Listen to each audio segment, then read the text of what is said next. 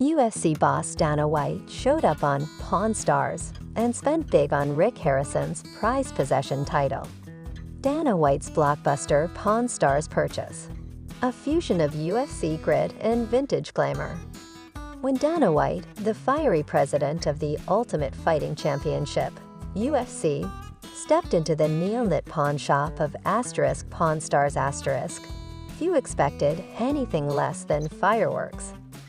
Known for his no-holds-barred approach to business and combat sports, White found himself in an unfamiliar ring, negotiating over a relic of boxing's golden age. The episode, a standout in the long-running History Channel series, captured the collision of modern MMA culture with the timeless allure of historical memorabilia. At the center of it all was Rick Harrison, the affable yet shrewd co-owner of the world-famous gold and silver pawn shop, parting ways with a cherished artifact, one that would soon become a talking point across sports and entertainment spheres. Since its debut in 2009, Pawn Stars has mesmerized audiences with its blend of history, humor, and human drama. Set in Las Vegas, the show follows Rick Harrison, his father Richard the Old Man, his partner in crime Austin "Chumley" Russell, and appraiser Corey "Big Hoss" Harrison as they evaluate eclectic items brought in by customers. From vintage guitars to Civil War relics, each episode weaves a narrative around the objects and their owners that traverse the shop's threshold.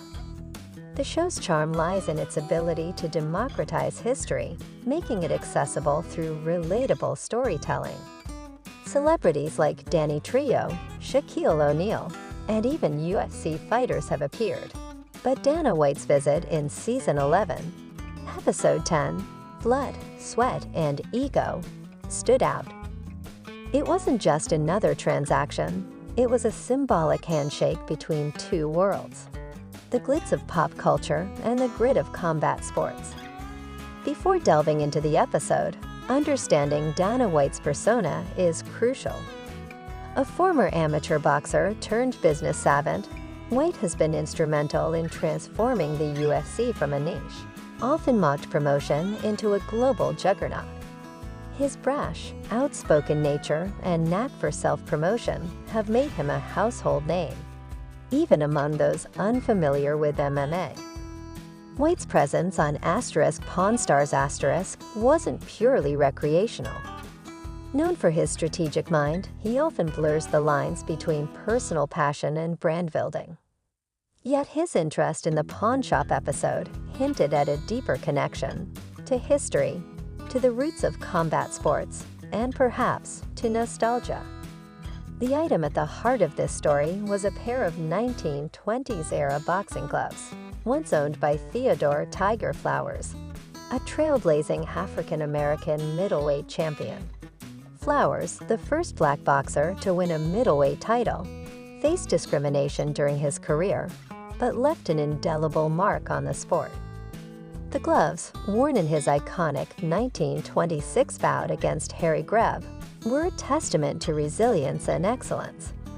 Rick Harrison, a self-proclaimed boxing enthusiast, had cherished the gloves for years.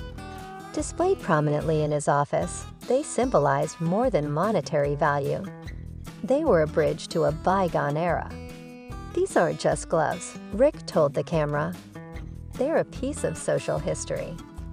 Dana White's entrance into the pawn shop was characteristically bold.